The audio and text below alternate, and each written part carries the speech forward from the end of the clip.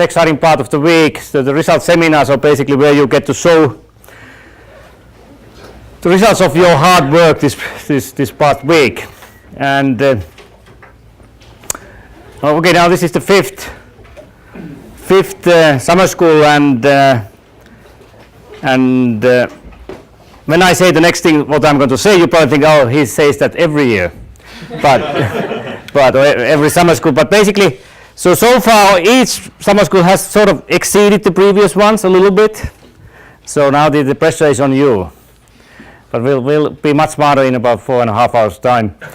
So, but my expectations are certainly up there. And I'm confident that you are living up to those. So just about the practical procedure.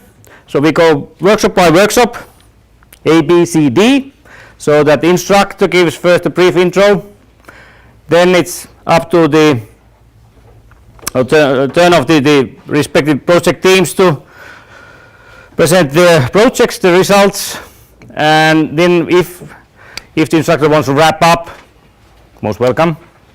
And then hopefully we still have time for a little Q&A with the audience.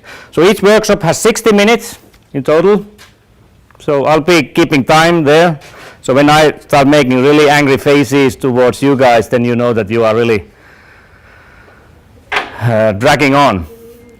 And maybe this is the first summer school where we actually stay within at least 5 hours, because it has never succeeded so far.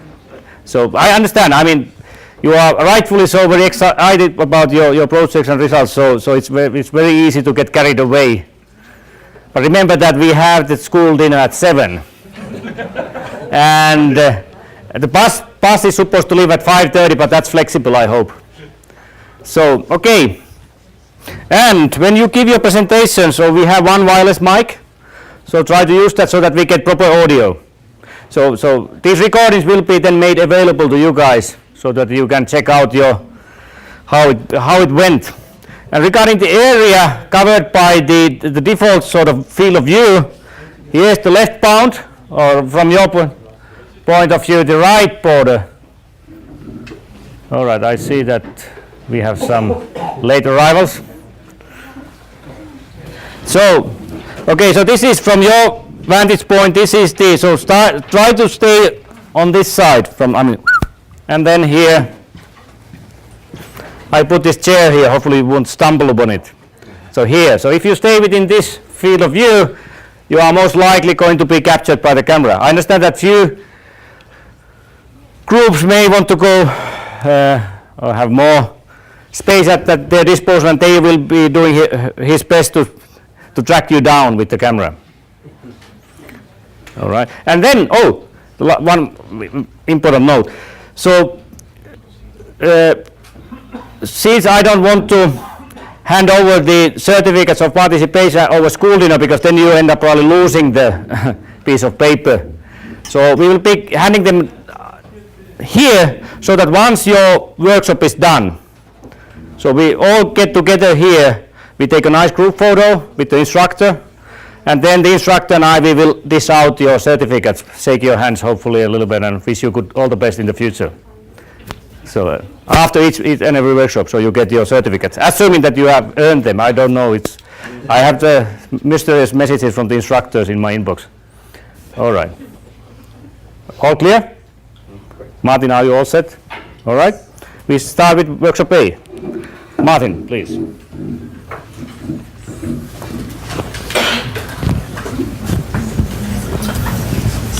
Projector on. You.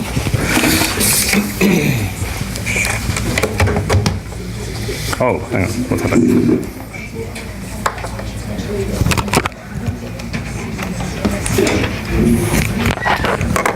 So here's the control device.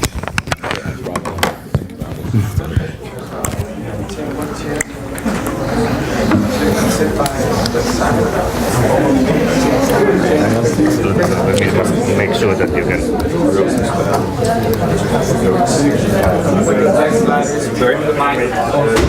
You got sound? You got sound? Here? Okay, good.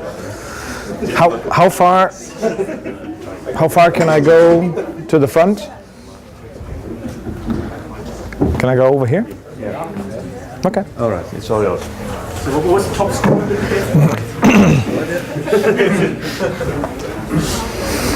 Yeah, the highest mark you can get is 5, just in case you are grading Martin's piece. You will be grading the instructors, of course. Yeah. All right, all yours. Thank you, Timpa. Thank you, guys. It's a real pleasure to be introducing. Hey, this is serious now. Got to pay respect to people's work here.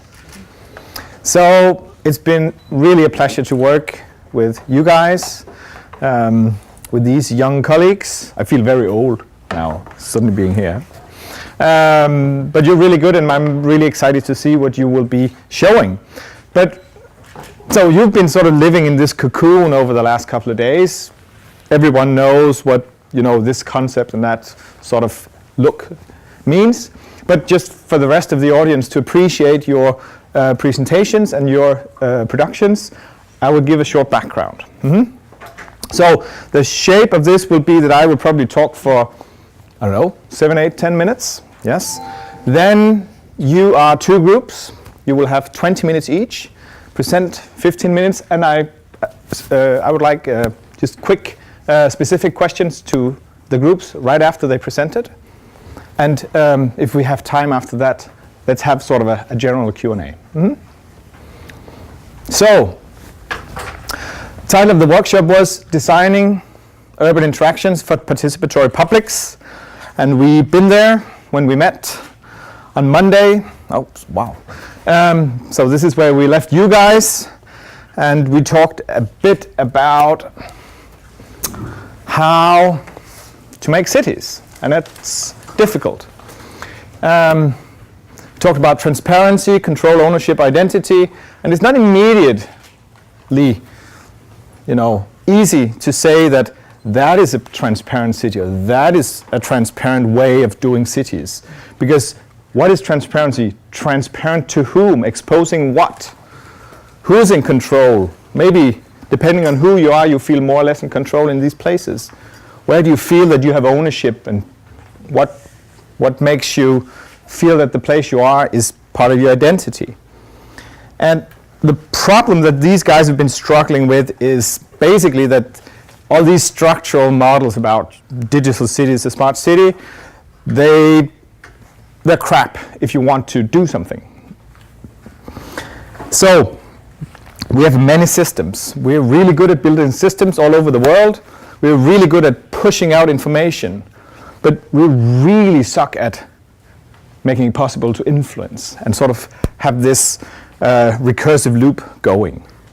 So over the week, there's been this sort of side event to this fantastic hotspot of the world, the UBISS Oulu Summer School. This is in Brazil. 300,000 people in the streets. Why do they have time for this? Well, they think there's an important discussion going on. Yeah, so that's one way of using the street. Somebody designed it, yes. There's a lot of technology going on, and actually we've had some discussion about, so what is it? What are these new forms of technology, media, spaces, materials in these cities? So I'm going to show you 3 total standard features of any large-scale incision into a modern city. This is the standard outfit for any journalist. No matter if you come from the New York Times or you're an activist living around the corner, this is what you wear. You upload on the site from your laptop because who knows how long you have your gear. And by the way, you are being filmed, right? You're being documented. We have these many layers. So that's another outfit for doing exactly the same. This is our friend Lee Rikau, who took these pictures in Rio the other day while we were sauning. So this is actually, I didn't steal this from your presentation, Steve, but that's one of the commercially available glasses. So this guy, he's filming the crowd. Interesting. This is down on Copacabana, I think. Yeah, you can see the pavement. But interestingly, he's not wearing them. should be easier, right? They're glasses. But what's showing is that this is actually a pretty sort of standard pose for doing this. Why is he not wearing it? Not glasses. Okay, so anyway, these technologies are coming out and they're finding their shapes.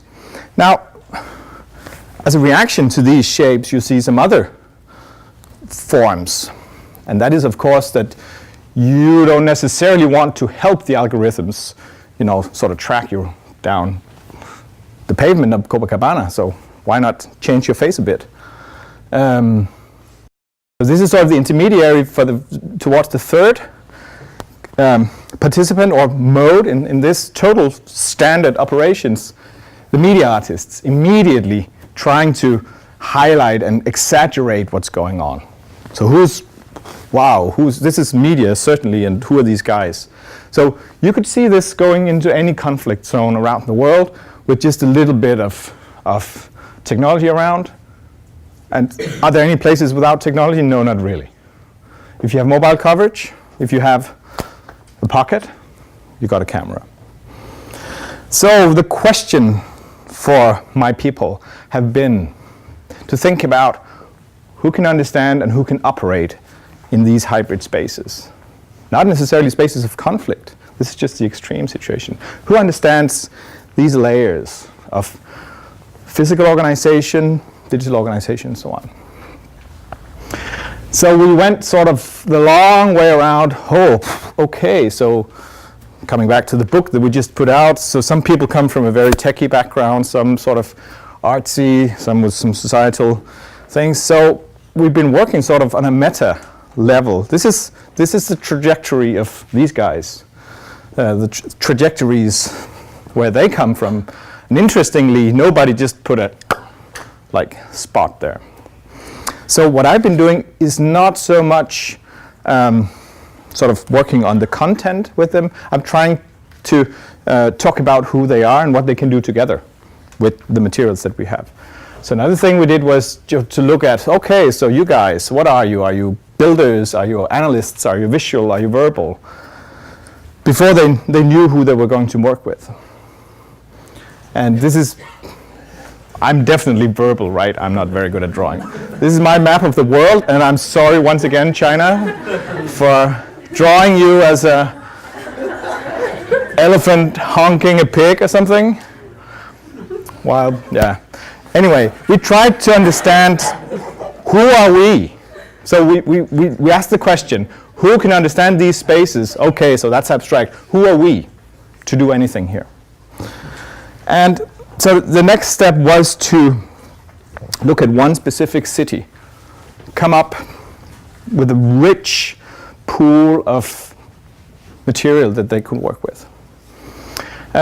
So of course we went out, this wonderful city, tried to work with what we had, all kinds of ways of looking at this city. Yeah, deliberating, trying to figure out what do we do, what can we do. And then the brief, sort of more specifically, was this. So this is what you see the response to. I wanted a job description, an advertisement for this guy who could do this. I want the competences that person should have and the responsibilities. And I wanted, it's impossible to look at a city or everything. So one principle, a very condensed set of principles and a way of employing them. I wanted it as a movie and some text that they wrote.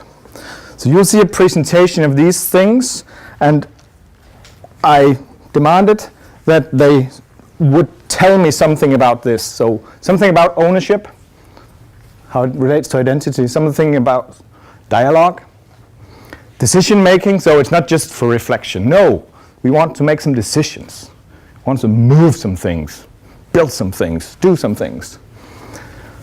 Not just analog or just digital, it should be hybrid, and it should involve mapping without going too much into detail. So, ladies and gentlemen, this is what you will meet. The two teams.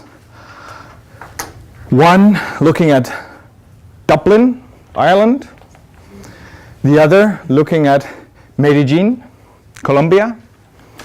And I will sit back and watch, and I'm quite excited to see what you've come up with.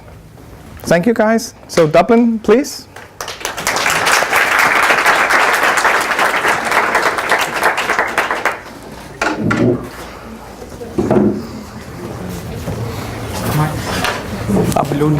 Yeah. Then you click once and we send it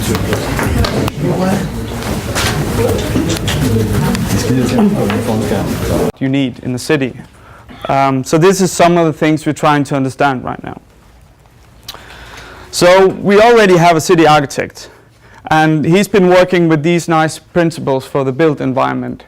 He's been looking at how can we have well-designed places, how can we have well-designed private housing, and how can we have well-designed public domains for everyone to enjoy. And Dublin is also an international city, or so we think. Well, we want to be an attractive city. We have a fair amount of tourists every year. We have an attractive old city with a lot of history, so we want to have it and keep it attractive for its residents and citizens. We also want a livable city. And that goes beyond just a manageable traffic situation and congestion. We want something for people to enjoy. Rich, nice urban areas. And of course we want to do it sustainably. It is a hot topic. And we're already doing something with digital technology. So we have an open data initiative. It's collaboration between the university and the IBM and the city. So we try to share knowledge and build new services by releasing urban data, planning data, environmental data, and so forth. We also work with something we call Digital Dublin, a digital master plan for increasing business innovation, both attracting companies from the outside, but also creating vibrant startup environment in the city. Oh yeah, and we work with digital inclusion, so train people who are not used to play or work or use digital tools and technologies. This is also important to us.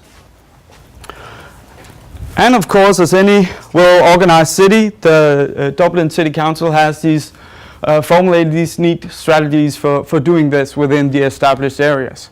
So this is what we kind of built upon as a city. But we can also see that something is changing. I mean, how we use and appropriate the urban space is changing slowly with digital technologies. So what we do in Dublin is that we propose having this new digital city architect that can act and sit and work alongside the existing city architect. So he can actually ensure an open and transparent digital future for Dublin. And he can work more inclusively, she can work more inclusively with developing Dublin's hybrid urban spaces. And we need someone to understand the space and be able to lead the way. So what we've done recently is we made the position. So here's the position description, and you can go check it out. And if you want to apply for it, you're more than welcome. And that's all I had to say. Thank you.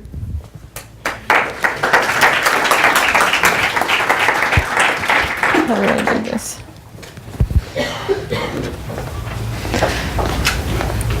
Okay, so hello, I'm Mary O'Brien, and I am the Digital City Architect of Dublin. I work together with the city architect since it's about almost a year now, and we work together on making the most out of Dublin's both physical spaces and digital spaces. Transparency is a guiding principle in our work. And one of the first things that I started to work on was developing a legislation that requires any system that collects data in the public spaces in the city to also be transparent about what they do with this data. So how they store it and who else can access this data.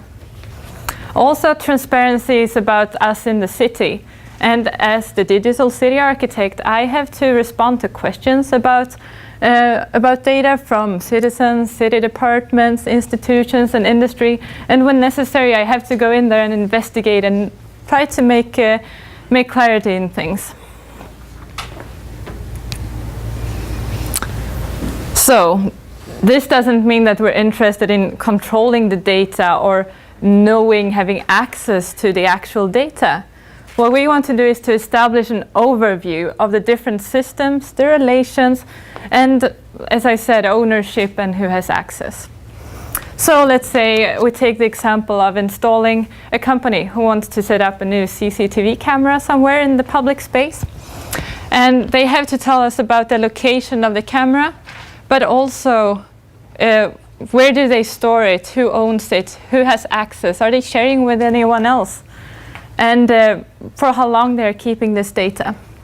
And this is also something that we share with the people in Dublin, with companies who are interested and citizens who are interested. And that doesn't mean that we or anyone else can access the data or hinder them from using the data. But it's a way for everyone to know something more about the flow of data in the city that we are a part in creating.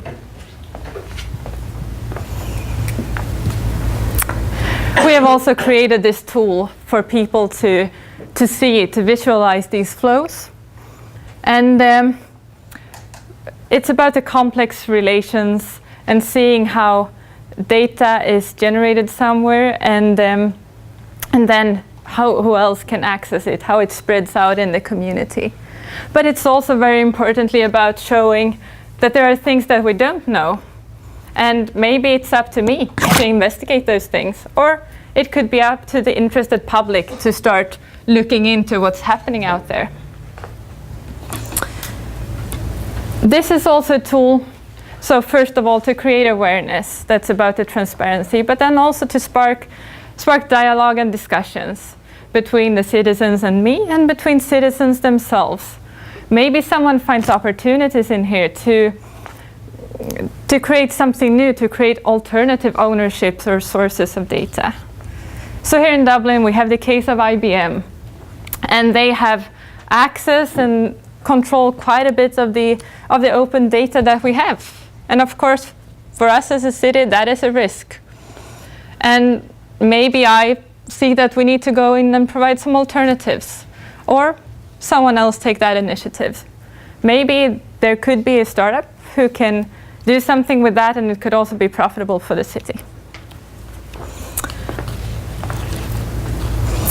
So we have this overview, but we also have a relation to the actual physical spaces in our city where data is created, where my actions start the flow of data.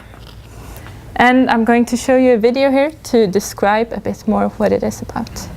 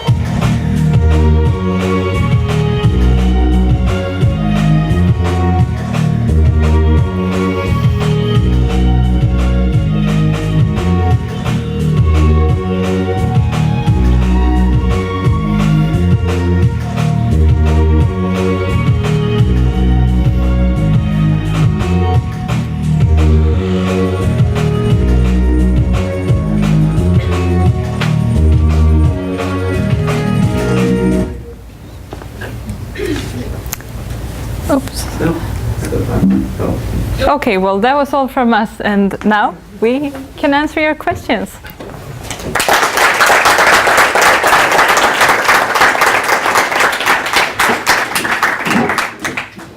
I don't think the mic works.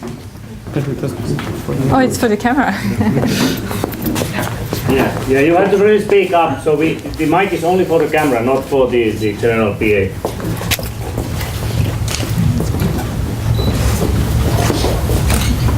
Questions? Yeah. Have you got any insights into the maybe project plan if you were to implement this? How long may it take? Because as I'm sure you're aware, the infrastructure isn't yet quite integrated. No. Could you repeat the question? Well, what Daniel is saying from his many years living in Dublin is that if we have some kind of plan for doing this, because the infrastructure is not that well developed in Dublin, well, I think one of the primary things here is not necessarily the infrastructure, but the legislation and the process of implementing this. And this is not just something you decide and do. This is more like a process where you start by approaching those you know that has the infrastructure maturity and the technical competence and the overview of their own systems that actually would enable them to provide the information. And whether you would store it on the Dublin platform, which they have with the National University and IBM, or whether you would do it on the Irish platform, the national platform, or if it would be within the cities, I mean, we haven't really decided. It's more on the legislation and the process leading up to this capability of being able to produce a tool like the one you saw.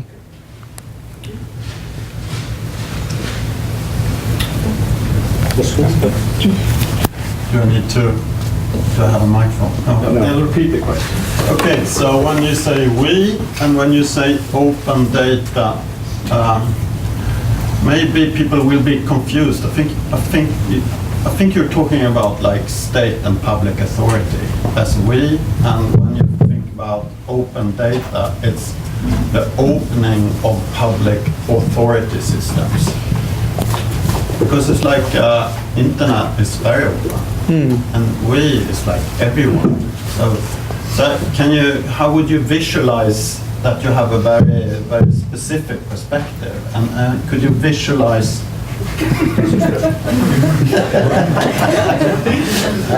Maybe I can simplify my question. Yeah, please use the So mic. it's like, so we and open refers to specific parts of digital interaction. And I can't see that you visualize that. It seems like you're only working on a very tiny section of what's going on the internet. How will you kind of convey to everyone that that's what you're talking about? Open sounds really nice. I mean, but it's like, who cares about the bus transport system? Maybe it's not that important that they're open and closed, because it's so tiny compared to all the other interesting things on the internet. Yeah. Does anyone want to So, respond? first of all, we're not talking about open data. It's not in our interest to compete with either the initiative or open up data. It's about mapping the systems that are in the system. And when we say we, it's part of the presentation. Of course, we come from as a city manager with Dublin City Council, and Hannah as the architect, right? And I think that's not. So we're not talking about opening up data and show people that it's open. We're talking about describing the systems that are in the city, and maybe someone else opens public sector information or mines data of the internet. That's not what the project is about. It's about visualizing the interrelationship between all these systems. So when we talk, Sorry. I have to have both of them. Oh. God, I love technology. So we talked a lot about what does a city architect do, and he probably has something to do with fire regulation and accessibility to buildings for disabled. And it's that kind of regulation to map the system and require that some systems adhere to some way of documenting their practice and not opening data. Is that an answer? Yeah, but Can I add to that? Yeah, you get the Double mic. So from the last part of your question, I understood something like who's going to care about, for example, the bus data about how the transportation department works. But I think in that specific example, what we try to show is not the bus company's data itself, but the user's data in respect to the bus company. For example, if you're taking the bus, you're transmitting different kinds of data. So if you have an ID, for example, the Leap card in Dublin, you're giving that information through your ID and you're making sort of a payment transaction, and we're talking about the flow of these kinds of data and not just about the bus companies, so not just related to maybe the bus stops or the flow of the traffic. So I think it's more data on a personal level as well, or information about the data as such. Can I have a follow-up?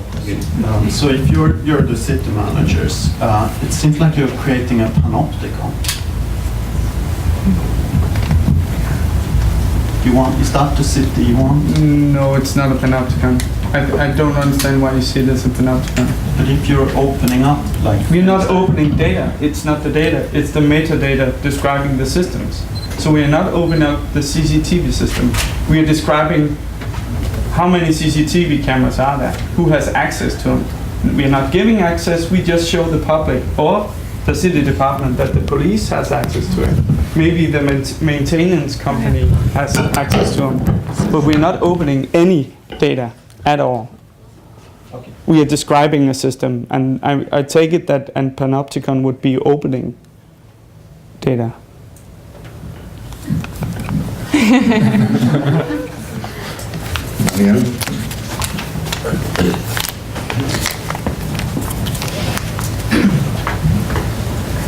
Hi, kind of a verification question. So you talk about legislation and about describing and mapping systems. So you don't actually propose or need any new integration between the systems, or the systems don't actually have to change in any way. You just want them to say what the system has and who has access. Yeah, precisely. To show that they are already extremely interconnected. So at its core, it's not really a technical initiative, but a legislative initiative in that they could just lie and not tell you what they're storing or who has access, but that would make it illegal. That would make it illegal, yeah. We need to have this as a process, and just like shops or institutions in the city need to adhere to fire regulation. We have to trust that people actually adhere to the legislation, or we have structures to check up on it. As a fire inspector, you could have a data inspector, whatever. Anyone could just ignore legislation, and we have mechanisms for dealing with that. That's kind of where I was going. It would be interesting to address that issue of what a data inspector is and how it works, because you can't actually trust, in my opinion, you can't trust people. If you don't check the buildings, none of them will abide by code. That's true. But that doesn't mean we have to revert to saying we can't trust the building floor plans to be adequate, so we should skip any regulation that's more abstract than that. Okay, Martin, how are we doing time-wise? We are halfway through of your 30 minutes or 6 minute slots. I think that's fine. Okay, do we move on to the next? We do, yes.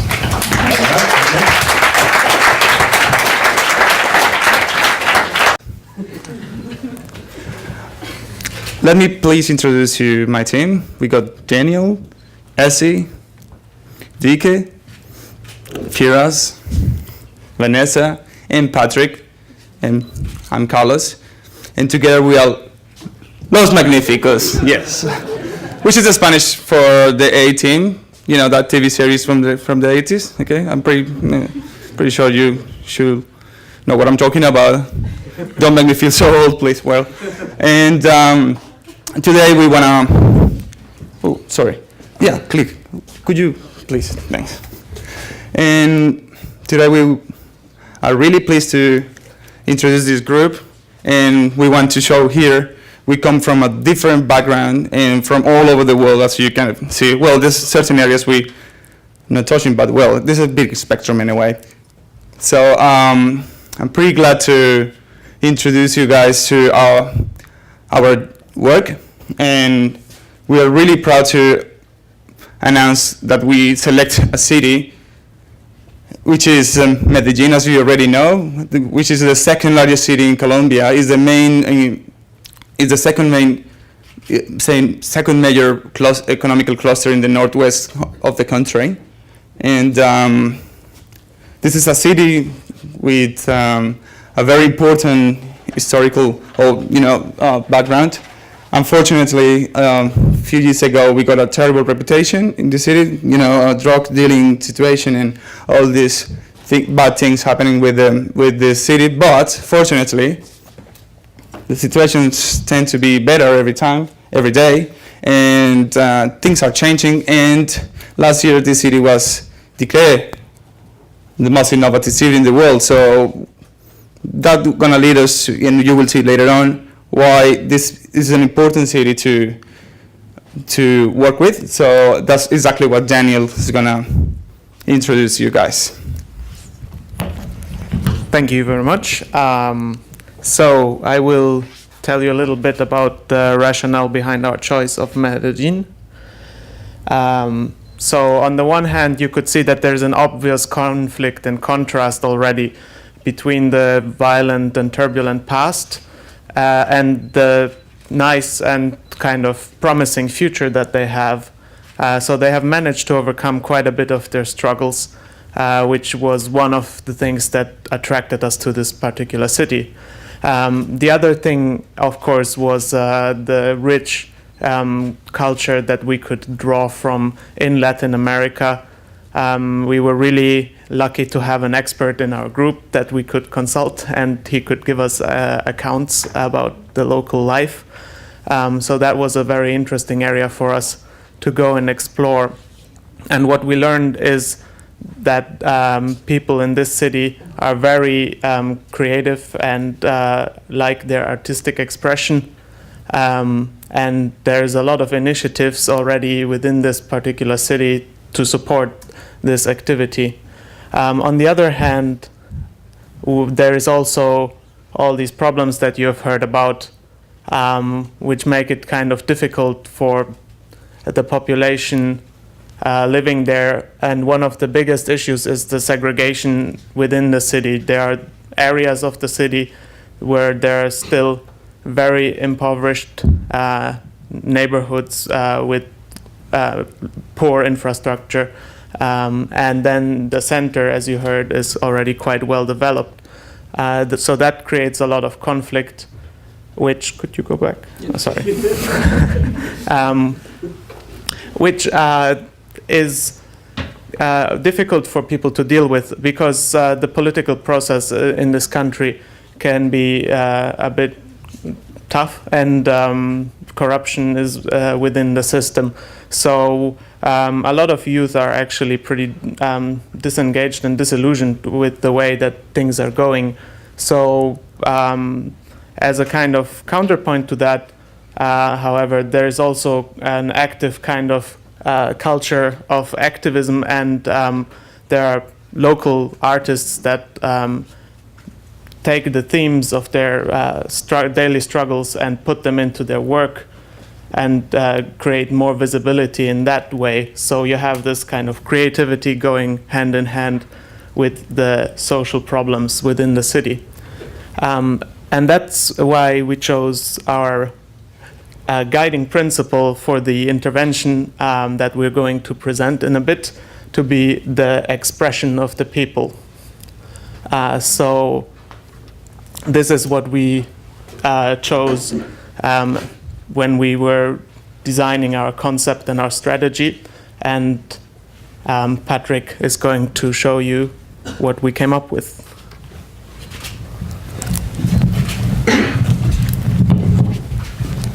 Yeah, I don't know how much of the introduction I'm going to give. We were required to make a movie And this movie I'm about to show you explains sort of the concept or the solution that we propose to implement in the city.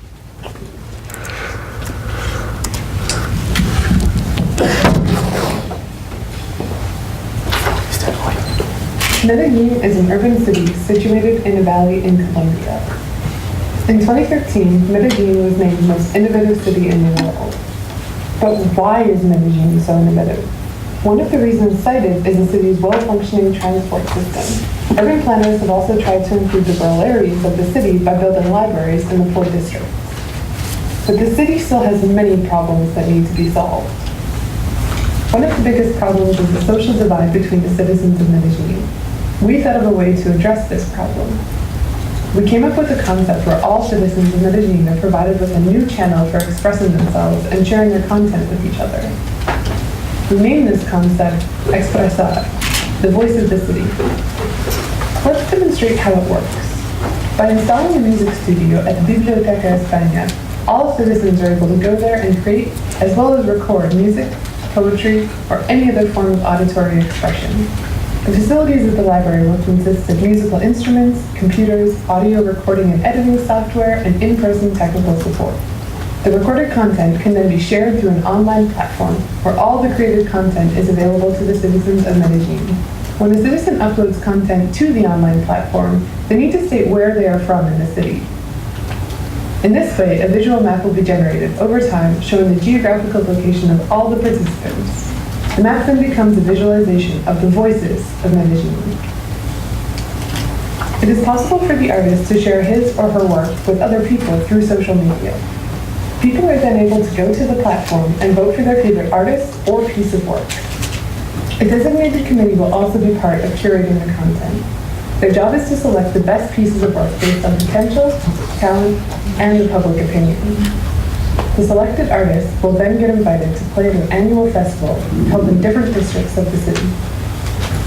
This is meant to bring the people of the different districts closer together, socially, spatially, and culturally.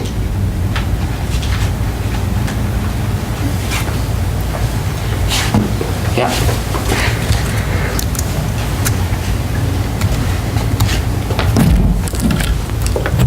Can you help me with the slides? Okay, so next we are going to tell you a little bit more about specific details of our concept. So we're going to divide it in 3 parts: production, platform, and distribution. So first, production. So here you can see that there are already a lot of things created inside the city, but we want to give people the possibility to tag what kind of things they are doing and show the moods and the feelings that they are feeling inside the city.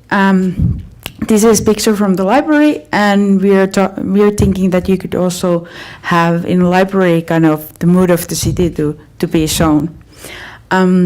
Inside the library, we are planning or imagine it to be like this. So there's a space where people can go and use different instruments and record music or poetry or things that they want, and they can distribute it to different kind of, or this web platform, and people can use it also inside the library.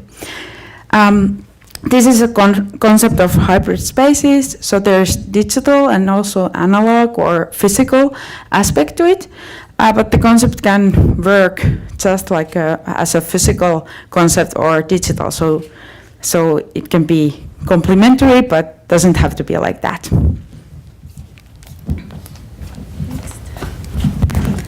Okay, so this is a mock-up of how we imagine the platform to look like. So basically what it comes back to is that it's on this one website where all the content is gathered. You can also listen to the content there, it will be uploaded there, but it's also the same place where you can check where is something happening around the city and what tags are being used around my place, and actually where are those people located. So yeah, this is also part of the platform. It's an interactive map where you can see, so the yellow spots are the existing infrastructure libraries that already exist, and where you can actively plug in and record your stuff. But also maybe if you have a cell phone and you want to upload something on another place, it's also possible. So this is a bit of like conceptual, but it actually has a physical representation as well if you zoom in more. So yeah, then when it comes to distribution, it's all very nice to have things uploaded, but it doesn't make sense to show your voice if you cannot spread it. So inside the library, which is actually the platform space, it can also be the distribution space where you see the interactive map, but you also see like who are the top artists at the moment and when is the next festival taking place and where actually. So yeah, what this image kind of represents is that, okay, maybe the festival is one way to distribute our voices, but another way is to just go to the library and see who's recording and just, you know, join in the process. As he already showed, the public space in front of the library is located in a physical space. People are there, people gather there. At the same time, we could imagine, okay, things are being uploaded to the platform and you can log in, but there is also the public transport where you can show those things, or a radio station or whatever. So yeah, this is actually kind of the idea of the festival. All the dots coming together in one physical space where the digital becomes physical again.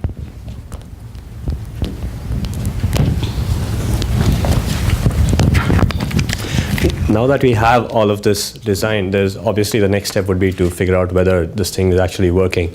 So the way we thought of this would be the job description that we came up with was, I have this written down in Spanish, it would be the director del Departamento Administrativo del Planeación de Medellín.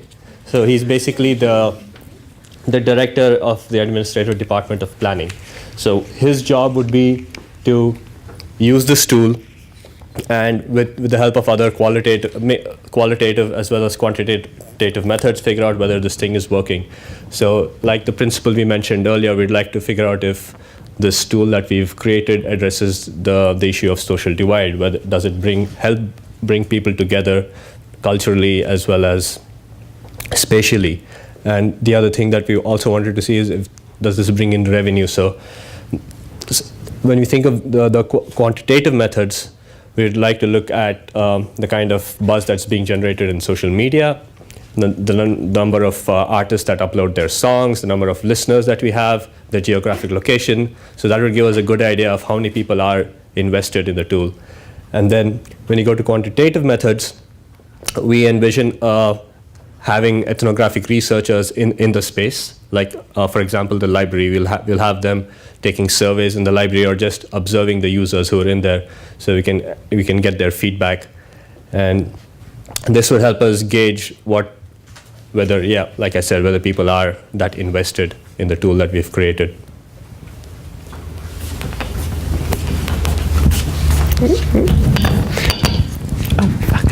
Yeah, so that's basically a general overview of a very long series of discussions that we've had about this project. I think at this point we'd actually really like it to open it up to you guys to hear what you think about this. I'm sure you have a lot of questions because of the nature of the project, so please ask away.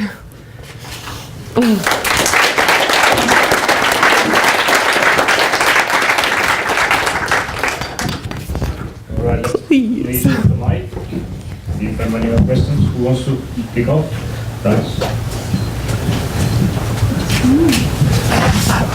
Sorry, I don't want to stand in front of you guys. Spread out for you. Yeah, you didn't say this, but it seems like you have a specific music group, right? Ideally, we would start by approaching people who are already making music. We would work with people who are already making music, but outreach programs like this are fabulous for also connecting with people who have no background with this sort of work. There's educational classrooms in some of the libraries, and we were hoping that we could offer classes because they're public spaces. So the municipal government has quite a bit of control over like what happens in those public spaces. So we would offer classes to people so that they could learn how to work with both the tools, so the musical instruments, the technology for recording the music, and then also the publication sort of mechanisms. So whether that's posting on the web or something else. And just to add to that, also we were looking especially at placing these types of production capabilities in the poorer areas of the city, which aligns with the strategy that the city already has in place to connect the richer and poorer areas of the city via the public transport system and via the existing spaces that are already in these poor districts, like the libraries.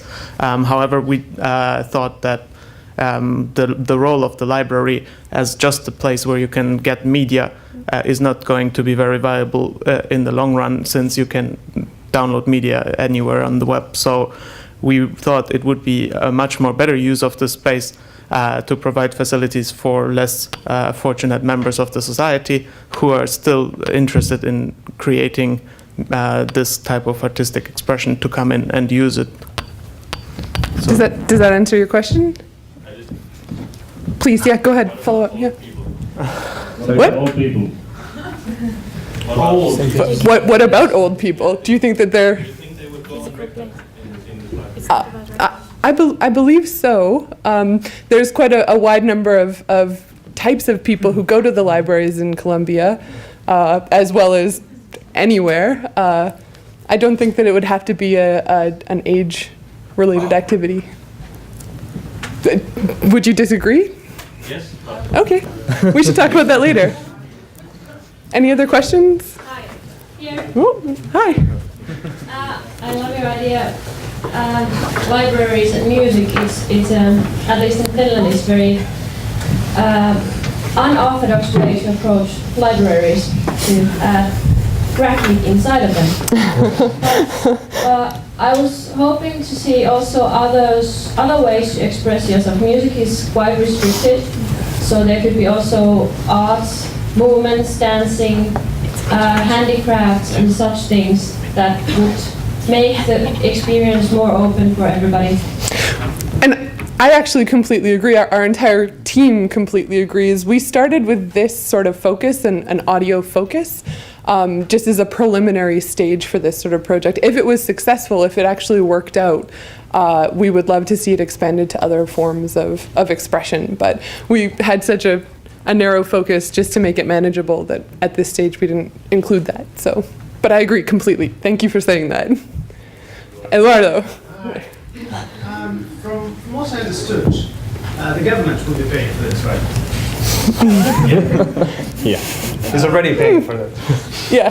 Wouldn't that be taking business away from the studios, the local studios that, as you said, initially you'd invite the local artists who are already doing this? Wouldn't you be ruining their business? Go for it. Sort of the thing to keep in mind is that most people of Medellin lives in the sort of outer areas, the slum, and those poor people most likely do not have the resources for recording music professionally. So this is more intended as a platform to provide sort of the people who takes up a large part of the city with the possibility to express themselves. And also, I think in relation to like the government that has to pay for it and the aspect of economy, sort of politicians have stated in an interview in a video we saw that they've installed escalators throughout the city, and their sort of attitude towards that was that $10 million invested in these escalators wasn't a big deal. Like, you could use $10 million on a freeway, but providing escalators is also a need of like the population of the city. So doing this and thinking more creatively about providing tools and possibilities for the population of Medellin is sort of the way that the government in the city thinks. So I think this in many ways is like response and is in relation to sort of their way of thinking. And just quickly, I don't think it would take away business necessarily from professional recording studios, because it would create people that are more qualified in music production, and eventually their needs would exceed what the library can offer them. They would still go and then record in a professional studio, I imagine, when they produce an actual CD or something like that. So it could be a positive thing, really. I think we actually are we okay to continue with questions, because the timing that okay, perfect, great, yes, please ask away. Great vision. I really like the the graphics as well. But speaking about visualization, I'm curious whether you think visualizing the geographic source of contributors might help or hinder breaking down barriers between rich and poor areas, because I can see, oh, over there is the rich people's music, and over here is the slum music. That it may make certain people less likely to listen to something if they know where it's from. If you know what I mean. Does anybody else? You can do it. I'm gonna step forward slowly. Well, so we sort of discussed that and whether or not it would be a barrier or an aid in our plan.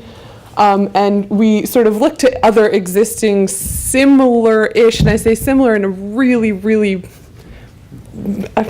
loose use of the word similar, projects in Medellin. So there are other social stratification addressing inequality projects in Medellin right now happening where they are associating sort of issues with location and bringing people across the city together, even though there are these huge social gaps, social and economic gaps. And it hasn't been an issue yet. It hasn't deterred people. I mean, there's always going to be people who look and say, oh, I'm not going to go to that region because that region's terrible, in any city. Not just here, but I mean, and Oulu, not Oulu también, Oulu also, I'm sure. Like, it happens. So we can't possibly reduce all of that, but we think that there are existing projects that we can look to for inspiration in this city that suggest that it's not going to exclude everybody from participating, and in fact it will probably encourage some people to participate. Martin, is that Martin, you have 5 minutes. How do you want to use that?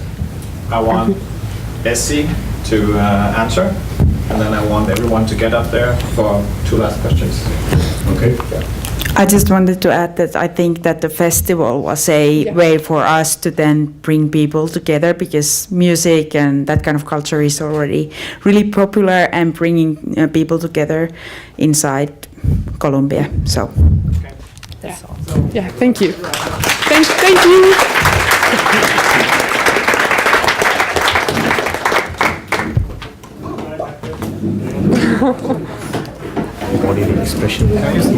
Please do take it from me. I don't want it. So while we gather up here, I just wanted to say something before you get a question.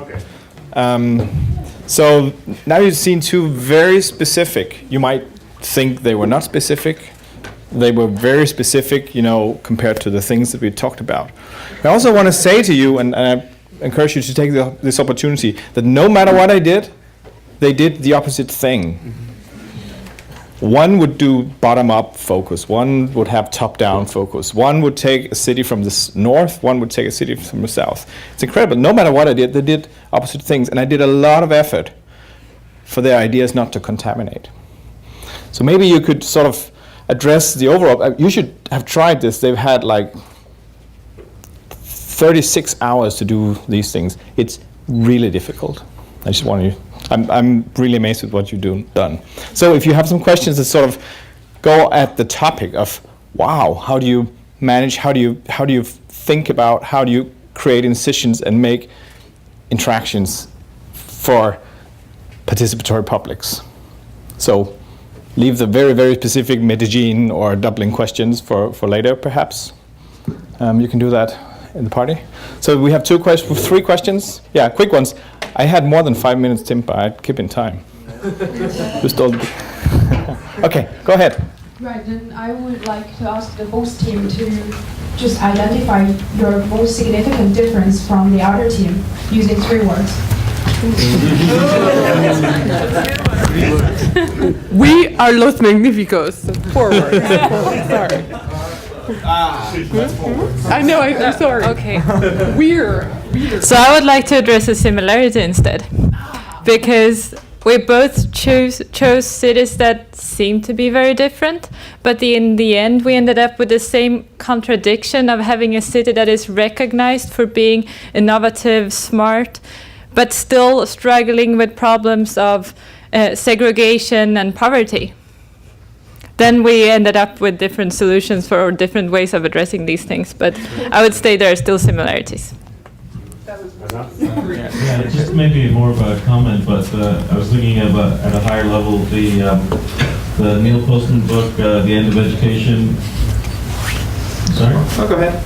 End of Education, where they proposed having schools as a think tank, that there was no subjects or anything, that people would come to a school to help solve local problems, and maybe that's a bridge between the two groups. So Floyd, a final curveball. Oh no. Sure. Also in one, I want to do the opposite of what you just asked us to do. I want to ask, what wouldn't you do now that you've done what you've done? What was the thing where you go, we tried that and that didn't work at all? One sentence each, please. So one of the big difficulties is that you have to depart from something specific. So we tend to end up saying there's a problem, so here's the solution. That doesn't give anything to a planning department or to an ICT strategy or to a city that needs to address this on a longer scope than just saying, well, we can't see where the bus data goes, so we can't seem to get the neighborhoods to culturally connect. So you tend at always going for, oh, there's a problem, oh, there's a solution. But that's not the condition of a city. So it's kind of, it's extremely difficult as a designer or whatever you are to depart from, just leave that model of cultured solutionism behind. So you shouldn't do solutions, you should do platforms or something like that. That would be my response. Who from Medellin would?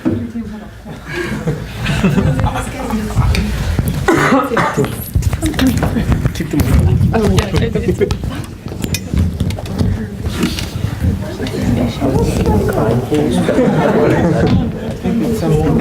Tried but didn't work, to be honest.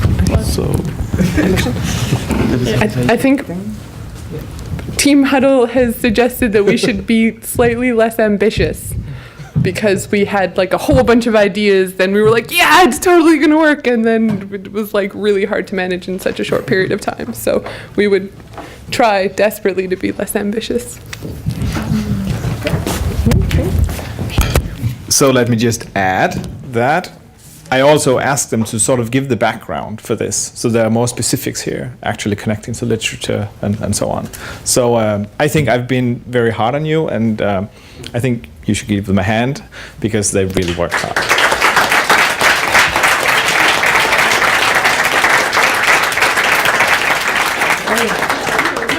Okay, time. Thank you, guys. Guys, crowd up here in front of this message.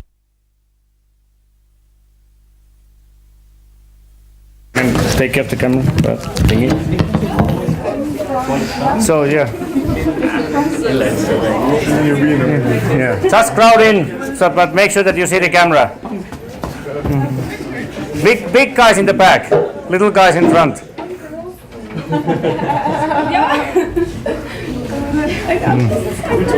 There you can you get the UB poster in the back? Probably not.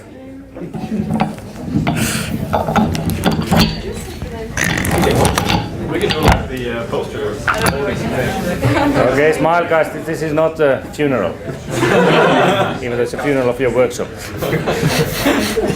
We'll have a funeral beer. Yes. Okay, guys, don't go in the rain.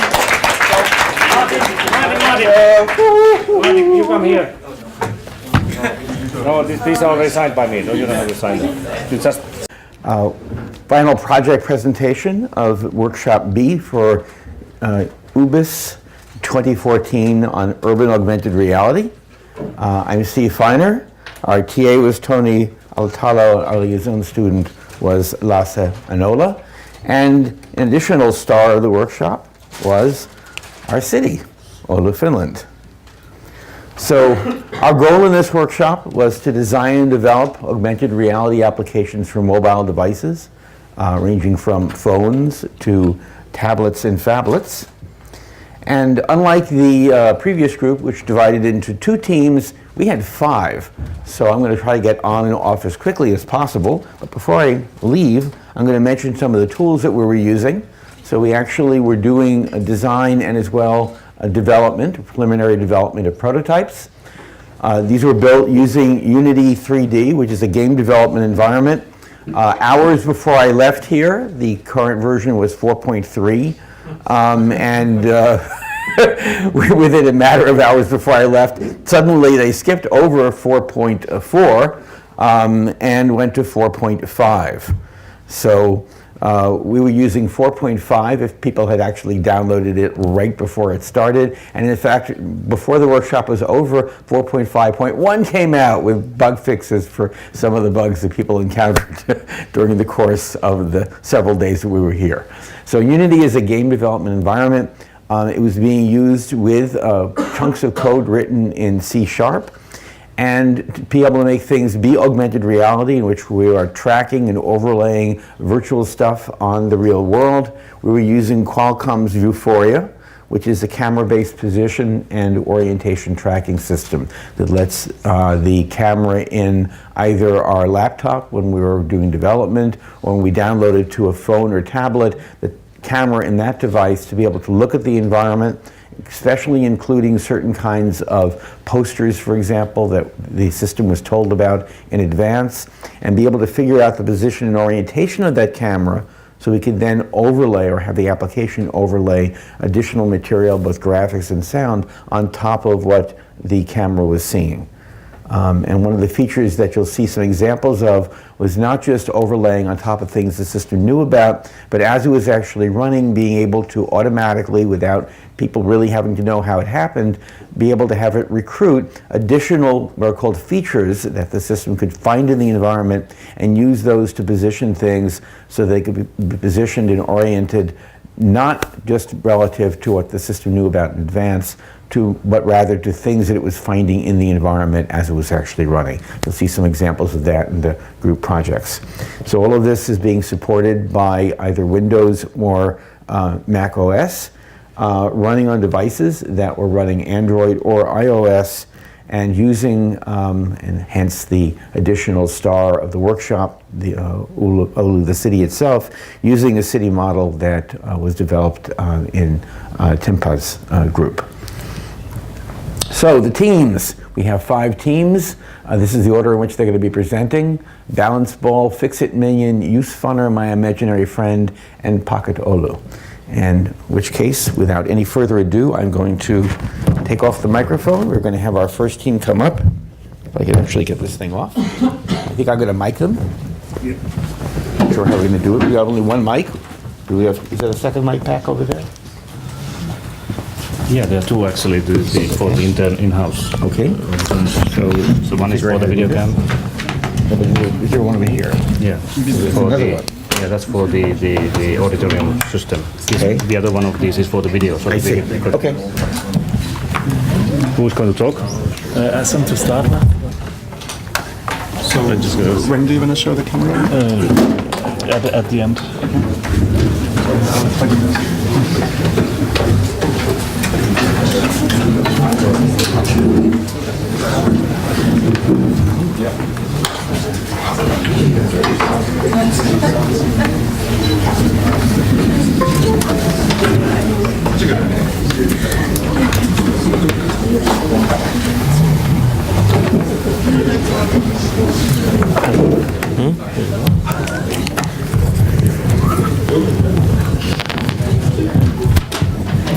Check, check.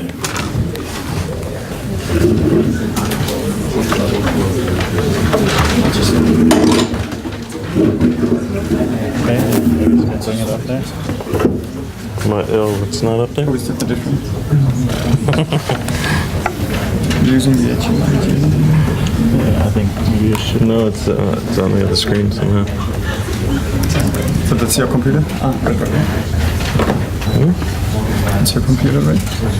I don't know why it's not going to the other screen. Press play again. Maybe you did it before it detected. Yeah, okay. Ready? Yeah. Okay, so now for something completely different, a little more on the techie side, as you heard from Steve. Was some frustrations, technical frustrations, shall we say? But Hannes and I are both Danish, so we stayed calm as much as possible. So we also were ambitious, but so we didn't quite get to where we wanted to go. But we'll show you some of the steps we made along the way. First, I just want to start with our inspiration for what we were. Steve showed this video to our group, and we thought this would be a cool thing to try out. And so I'm just going to play you 60 seconds of video here.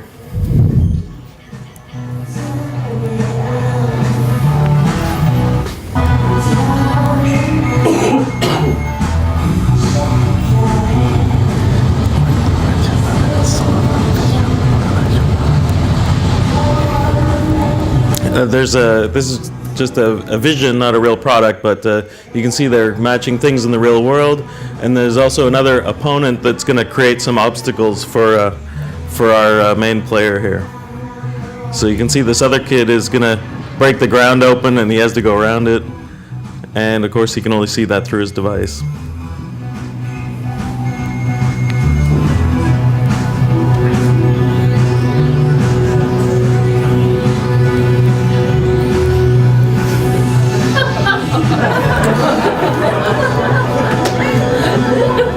Yeah, we didn't really get to that part, but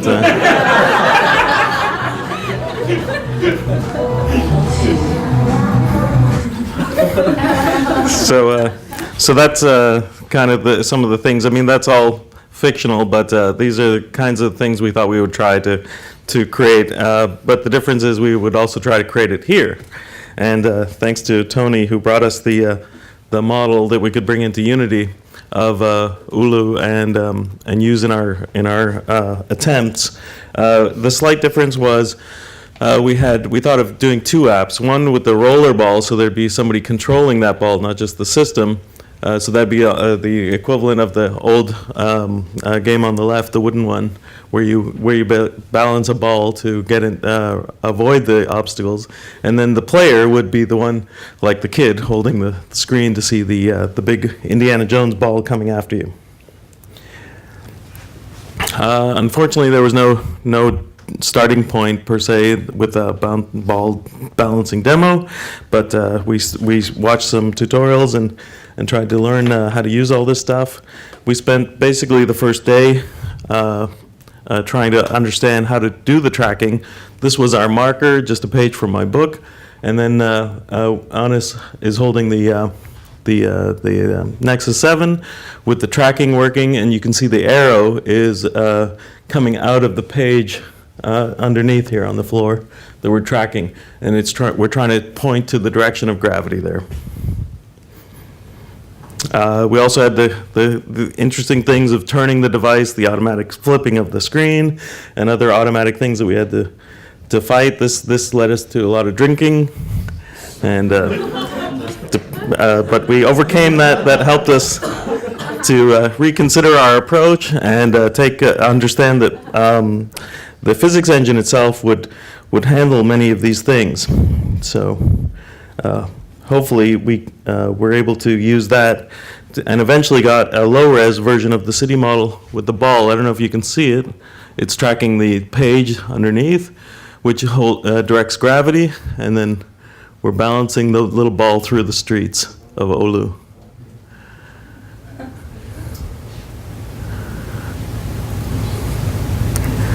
See if you can get around the corner of the building, through the courtyard there. I think this is the school here, where we are here.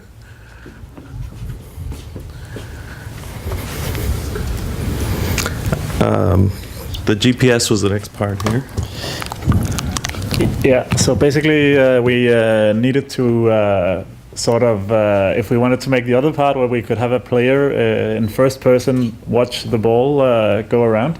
So we needed to figure out how to position this player in the city. So we had to match GPS positions to our our actual location when we went around in the city, and it turns out that GPS is not very accurate. We knew that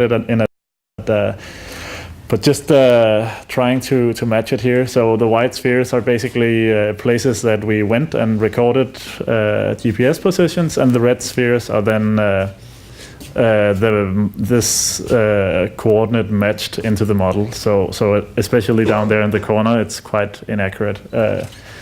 But anyways, we went along this and tried to see what we could use this for. So now we went outside, with the GPS. And basically, we have this red dot that's following us around on the board, and it turned out to actually be working fairly well. Yeah, we're sitting in here right now. This is our building here, and this was on us in the courtyard there. This other ball, just ignore that. That's the big basketball, which is the one trying to attack us. But that's where the GPS was reporting our place. So we created a first-person view here on the device. So you might have seen the basketball in the courtyard as well. So basically you can see that the mapping is actually working fairly well. So we're looking into the school here. Now we're going to see this Radisson Hotel on the other side.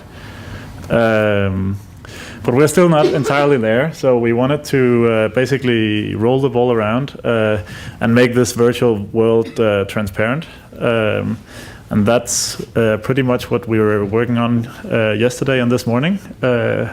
Then we ran into some new bugs, so we didn't really get it to work fully. But the idea was to have the basketball roll down this alley and then hit into the little policeman statue there. Yeah. So basically this would be sort of how it would look. We just need shouldn't this one be playing as well? Yeah, they should both be. Okay. So the ball would be rolling towards us and basically hit us in the face. But we didn't get to finish that. That's it. And that's it. And more to come. Future work would be to actually get those combined. Actually, we have an app that we can did try to see if we can get this one up. Get building 5 minutes later, of course, but we didn't have time to go out and try it again in the actual location. So if this works, we can do a real brief live demo. It does. Excellent. Oh, good. So that's. I can hold my key there.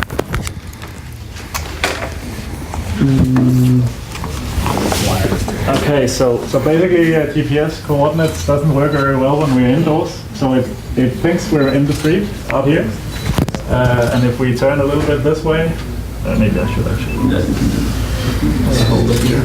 So now we're looking at the room we're in. And if we turn around this way, we'll see the building across the street. We turn further and we'll look down the other street. Whoops, it's a little bit hard to control this. So you basically get the idea.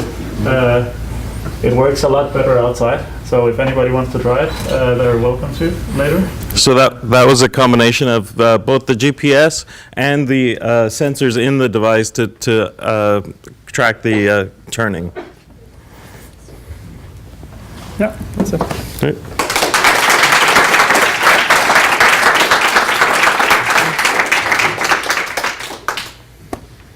So who's next? Questions or who's next? Oh, yeah. Maybe we're out of time. Maybe we'll. Probably have Daniel? at least. Any questions? Oh, I think I turned this off. Hello? I think that's we don't have lots of time. Why don't we do the questions while the other team is setting up? Yeah, they're coming right here.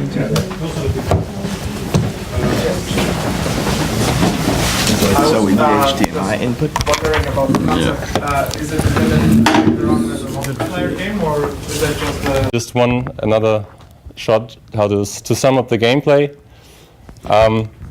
As Jana moves with the poster in front of the building from left to right, this little space invader here who sits on top of the building and who's throwing the stones down to smash the windows is also moving from left to right. So keep that in mind. The next slide is going to be a video demo. When Jana moves on the streets, this guy moves on the top and is smashing the windows. And yeah, from our name, Fix-It Minion, this is the guy who's working against us and who's fixing the windows while we try to smash as many of them as we can. And with that, here's a little video demo outside. Keep going, keep going. Okay, stop. Stop. I move back. Back, keep going. Keep going. Okay, stop, stop, stop. To the left, to the left. Stop. Ah, darn it. Picking up the tracking. Yeah, and this is one of the challenges, that whenever cars drive by, you probably lose the tracking of the poster, and so you have to go closer again. All right, so until the tracking is back, and then can keep playing. Yeah, and if you go one further, yeah, so we're not going to demo inside right here because it's rather dynamic, but we invite you. We put up a paper prototype version of our game outside on the floor. So in the break, maybe come to us. I'll be outside with our mobile, so you can try this out. And if you want to, you can come after. The ZZ Top poster is still hanging. So if you want to, we can also go there later for a demo. Yeah. So that's our project. Thank you.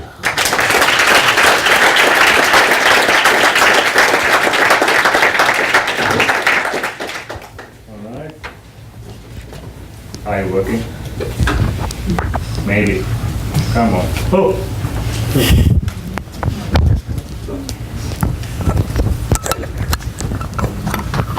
Did we lose our audio system? Did you guys disconnect something? Yeah, we took everything off. Okay, all right. Okay, okay, well, the next team sets up. We have time to take one or two quick questions. With or without mic? I have no idea. Tony, can you turn them back on? Martin. Okay, shut up. This is not working. What was the biggest issue? What was your biggest problem? The biggest headache? The biggest headache, it was probably the tracking. So if you just go to the next slide, I mean the tracking of the building actually worked further well. So this is a yeah, like this is the Vuforia, the tracking tool representation of the image. So this one is actually quite alright. It tracks really well, but tracking the difference in size of the poster on the really large poster on the house, and then the comparatively small poster we use for tracking the person, and getting the dimensions for those right, so that the sensitivity of the control of the game was manageable. I think that was our toughest one on this one.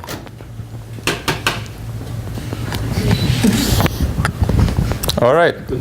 Then if there's some other question. Okay, thank you.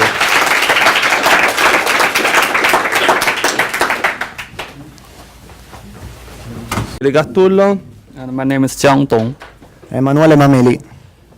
We tried to create an augmented reality application for the augmented city, which it should be useful and also funny for the user. So we called it UseFunner.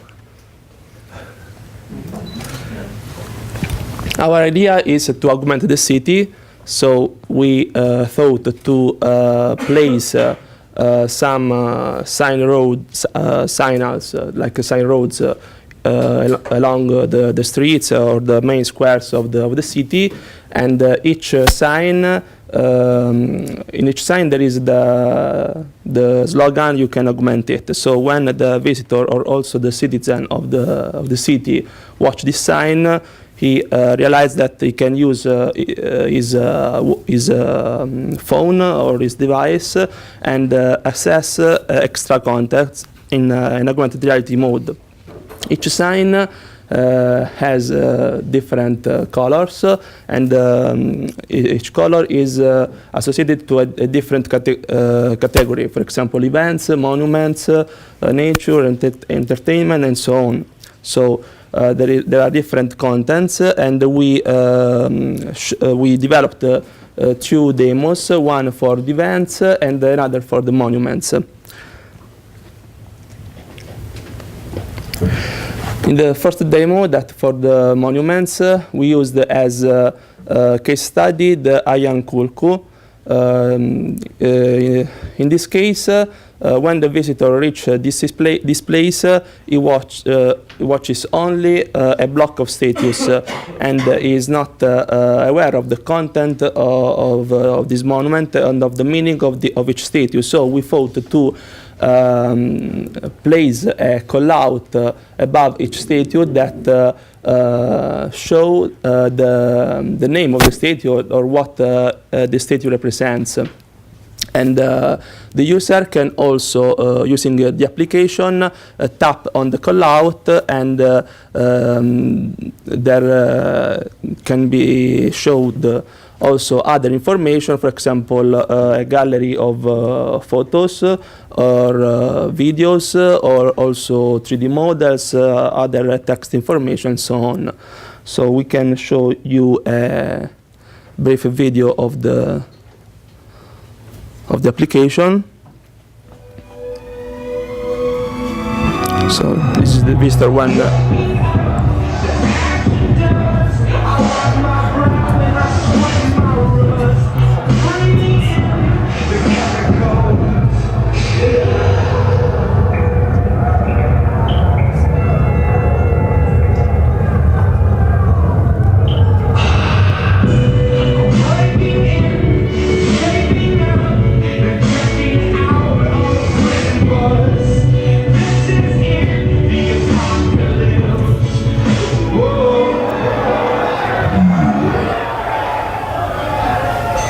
We use the technique of the billboard, so the text is always placed parallel to the screen of the phone.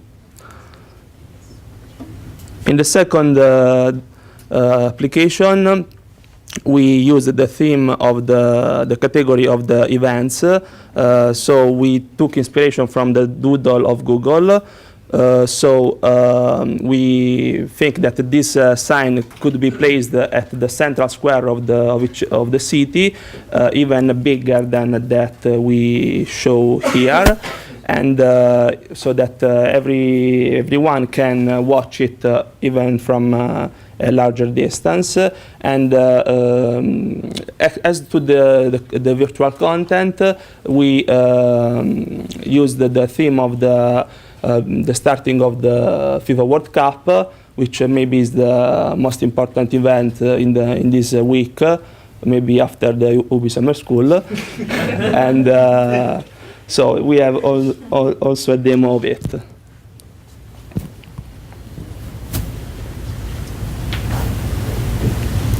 There is also a sound in the application.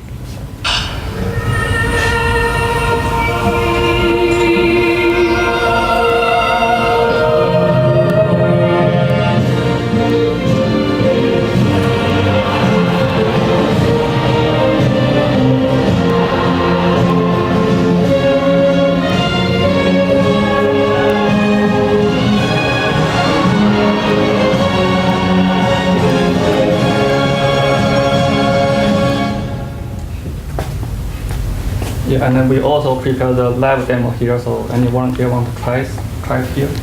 This is the method. Okay, that's all. Thank you.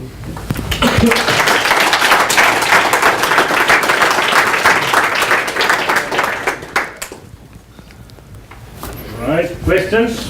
While the next team sets up, or if you want to try the demo quickly. Or certainly we have break after this workshop, so then you can try out the little demos. Questions, comments? Okay. Daniel, shout up. So speak up. I actually love the concept. No, that's not speak. Speak up! I really like the concept. Okay, Daniel really likes the concept. Thank you.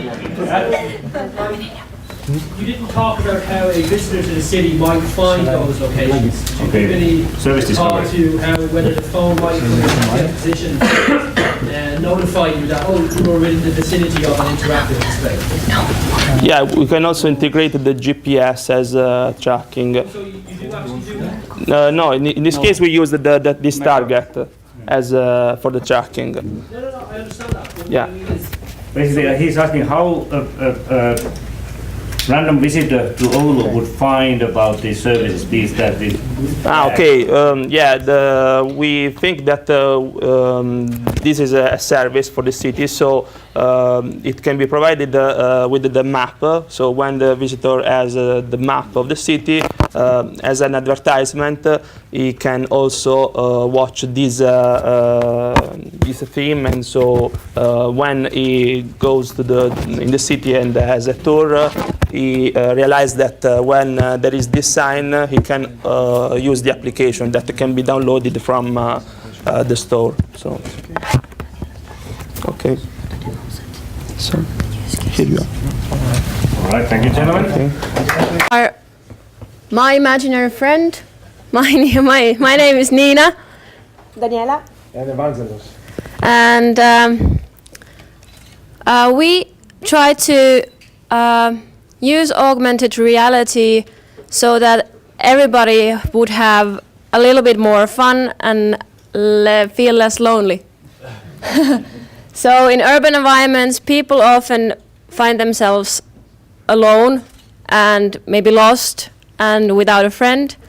And we try to find a way for people to feel less lonely, that we could go back to our childhoods and share experiences, at least with our imaginary friend.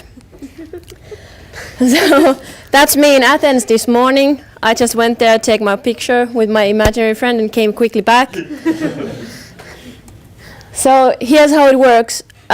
People carry around their imaginary friends, but for others it would look like these patches or beautiful icons that they would carry. It would be like a secret cult. If you recognize somebody else with the badge, you would immediately know that they have an imaginary friend. And you could only see them through the devices. So it would create these funny moments when you are looking at each other's imaginary friends using the devices. And they would start to maybe interact with each other. So that's how we thought it would work. So there are people with their friends, and even the dog wants one. So this how the secret is shared and how it all works.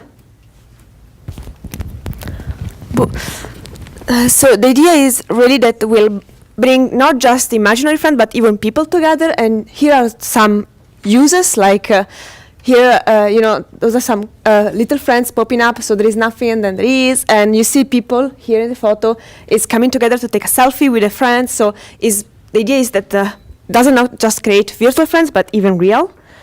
And so this is an example of really, really fast video, and you will see why it's really fast. Yeah. So okay, so here, two people met, and you have a frame, and let's see what we have here. So a little friends pop up, really naturally. Yes. So each other, yes. And so you see, with this frame, you can see multiple characters, up to 500 different characters, and you can also change the clothes. You can dress up and feed them, and when they interact each other, they can hug and they jump because they're happy to meet each other. So in this way, you can interact virtually and really with people. And yeah, next slide. So yeah, pretty much we thought of some possibilities out of this concept. We thought of maybe personalizing our virtual friends or our imaginary friends, and then we could actually add nice interactions with each other. Some instantly fall in love, or some just dislike each other. And then we could actually offer this as a service. We have your web store. You could download items you can equip your imaginary friend, and maybe again we just can have some improvements, technological improvements with these trackers. Because at the moment they're kind of limited. They can identify up to 512, I think. Yeah. And then, then we can again take it a step further, and we can feed personality profiles inside of them, and then, it's just kind of a representation of yourself. And then if, for example, two of them like each other, they probably, also will like the other person. Just a way of dating. Yeah. And we're just gonna finish here. Special thanks to the people that actually help a lot. Yeah, especially Ariel. Yeah. And thank you. Thank you.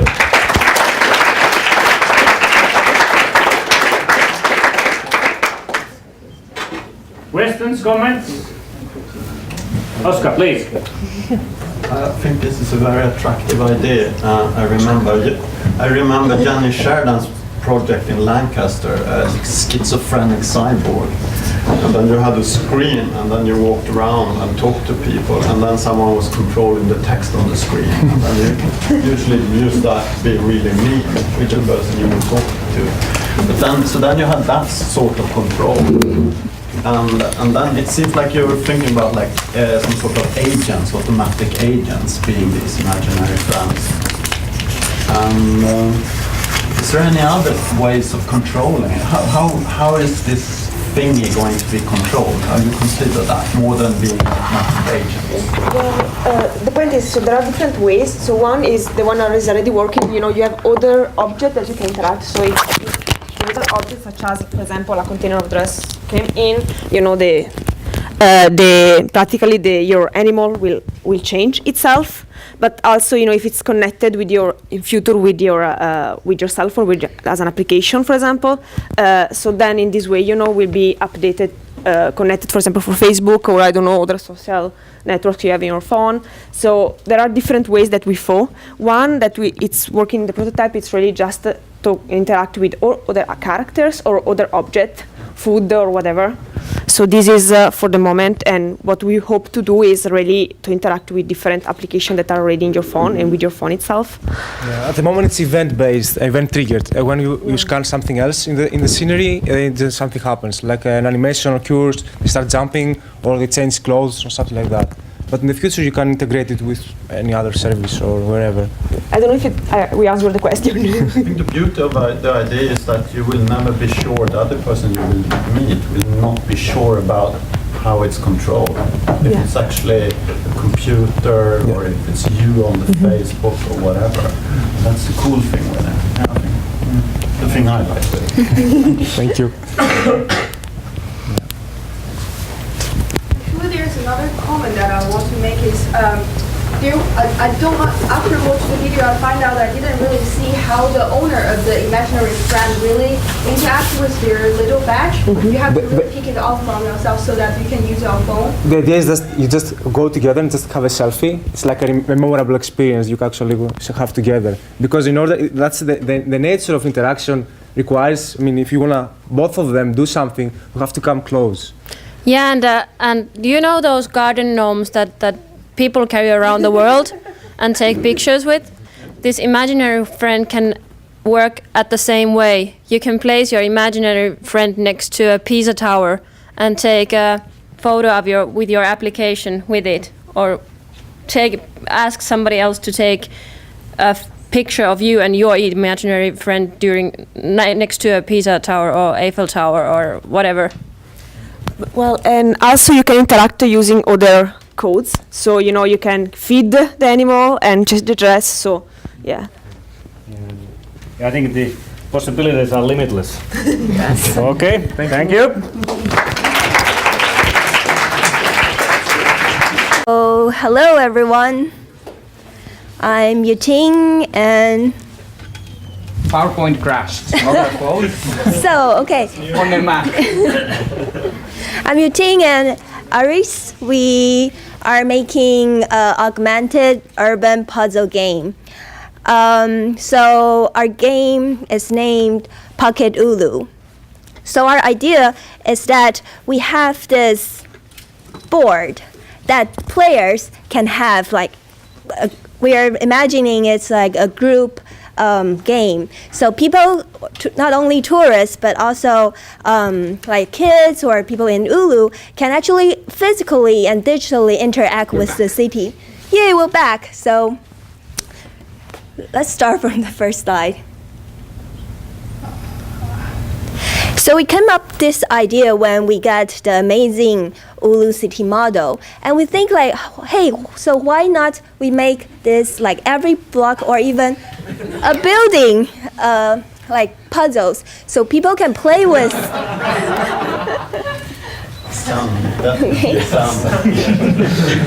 Yes. It's the only thing that didn't go wrong when we rehearsed. Okay, I will continue. So Yeah, so we're thinking like when we're young and like even like grown-ups likes all like the pretty models, not only decoration, but it's actually something like physically you can like grab on your hand, you can examine it, and sometimes like a small representation of the like a huge, like a bigger stuff. So we're trying to make the whole city to separate as pieces, and we can. Okay, we'll show it like this because we don't want it to crash again. Okay. Sorry, So the idea was to engage the city in multiple scales. So since we had this wonderful model and people using the city every day, they're not really aware of it. They walk in it, they shop in it, but they don't look at it. They're not aware of its structure. So we said, let's place the user at two places at the same time. Give him a God mode where they see the city as a puzzle, and a user mode where they walk around and they try to understand what's going on and make sense of it. So we turn the part of the city that we have in digital form into a puzzle, and we allow the user to plug in and plug out while outside in the city, so that they would actually have to look at the city and engage it in a playful way. Maris, you have to speak to the video so we get proper audio. Yes. Thank you. We're using two systems, two targeting systems. One is our board, the frame of it. It's an image target, so we can overlay streets and the user's position on the board, so we see ourselves when we walk in the city. The other one are the gaming tiles, which represent city blocks or individual buildings, depending on the mode of the game. In our system, it's city blocks, and they can be positioned in various ways. There's, of course, right and wrong ways to do it. That depends on the game and how people play it. And we're going to show you a short video on how this goes.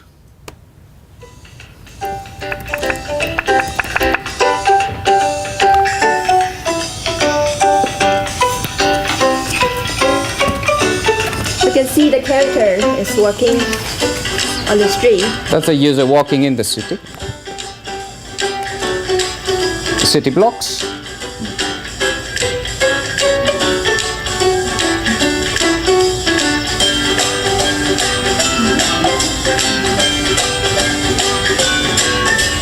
This is the feedback. When they don't connect properly, we get nothing. But when they connect, we get sparkles and positive energy. The streets are overlaid on the board. And the city blocks on the playing pieces. Of course, this is not intended for indoor play, but for outdoor, which you will soon see.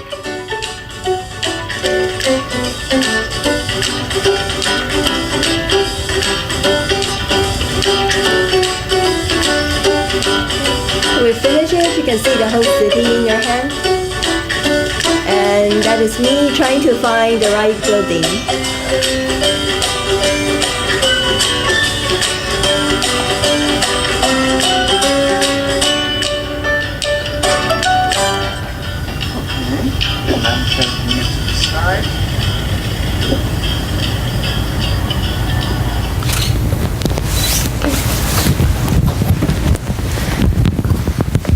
So you have to present it or you will not play. It will crash again. Okay, then Go never on. mind, never mind. The next page. Okay. Yeah, so you see, like we already have like some like GPS stuff. It's like all like more like experimenting stuff. But so now we make it show and make the feedbacks between like the radicalized things. But also there's some future feature we really want to implement it in the future, such as the missing building treasure hunt. So now every bricks is a block in the city, but we really want to take like every single building out, and maybe we can make like one building missing. So you really have to like walk to the street and find a missing building. As example, you can make the missing bricks in the reception of the city hall. So you have to walk in the city hall and get the pieces, and then you can like magically bling and then drop the Or building even in. find someone's imaginary friend that would be carrying the building. In any case, you can Yeah. find triggers to activate blocks and then put them in the puzzle.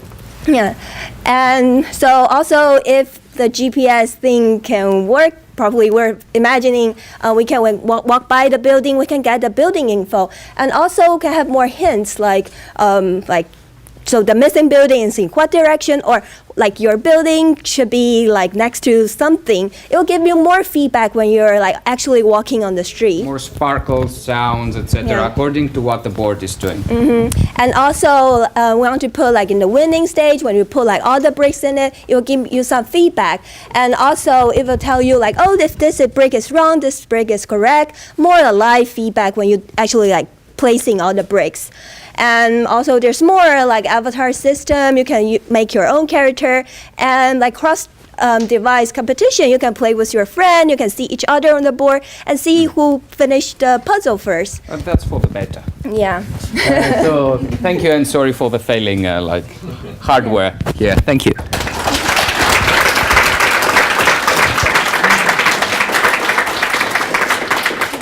So, any questions on it?